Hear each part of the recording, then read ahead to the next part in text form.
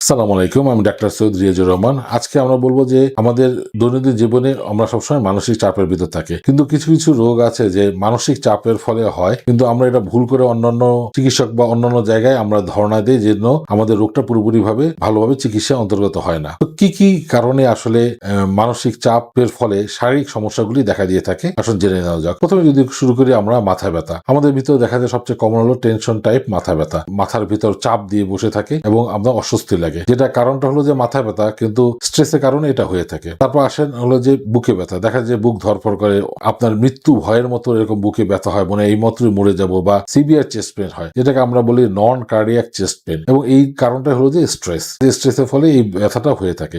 যদি অ্যাবডোমিনাল যদি কোনো সমস্যা হয়, দেখা যায় আমাদের অনেক সময় বাউল মুভমেন্ট, এই কনস্টিপেশন, এই ডায়রি হয়, যেটা আরেকটি কারণ হলো মানসিক চাপ, যাকে আমরা IBS বলি, ইরিটেবল বাউল সিনড্রোম। তারপর আসেন যে আমাদের সেক্সুয়াল অনেক সমস্যা হয়ে থাকে। দেখা যায় যে পারফরমেন্স অ্যাংজাইটি বা মানসিক চাপের ফলে সেক্সুয়াল পারফর্ম করতে অনেক সময় কষ্ট হয়, সেটা একটু উল্লেখযোগ্য। এছাড়া দেখা যায় যে আমাদের অনেক সোমাটোফর্ম ডিসঅর্ডার বা ফাইব্রোমাইলজিয়া বলি, যে আমাদের হাত পা জ্বালা করা, অস্বস্তি লাগা, সেটিও মানসিক চাপের কারণে হয়ে থাকে। আমাদের একটা রোগ আছে কনভার্সন ডিসঅর্ডার, যেটা হয় অত্যধিক মানসিক চাপের ফলে তার শারীরিকভাবে ভাষাটা প্রকাশ পায়। মানুষ অন্যান্য ডাক্তার কাছে বা চিকিৎসকের কাছে যায়, কিন্তু ওনার মূল কারণটা হলো যে মানসিক চাপ। তো সাধারণত দেখা যায় যে মানসিক চাপের ফলে এইসব রোগগুলি আমাদের শরীরে প্রকাশ পায়। তো আপনাদের এটা জানানোর মূল কারণ হলো যে আপনারা এই রোগগুলির প্রকাশ পেলে আগে দেখতে হবে যে আপনার মেন্টাল হেলথ কেমন আছে, তারপর আপনি পরবর্তী চিকিৎসার কাছে যাবেন। বা পরবর্তী চিকিৎসকের কাছে গেলেও তারা জানে আগে অ্যাসেস করে যে কোনো মেন্টাল হেলথ ইস্যুর জন্য তার এই ফিজিক্যাল প্রবলেমটা হচ্ছে কিনা, তাহলে তারা নির্দিষ্ট ডাক্তার কাছে পাঠালে রোগীরা ভালো হবে এবং মানসিকভাবে সুস্থ থাকবে। ধন্যবাদ।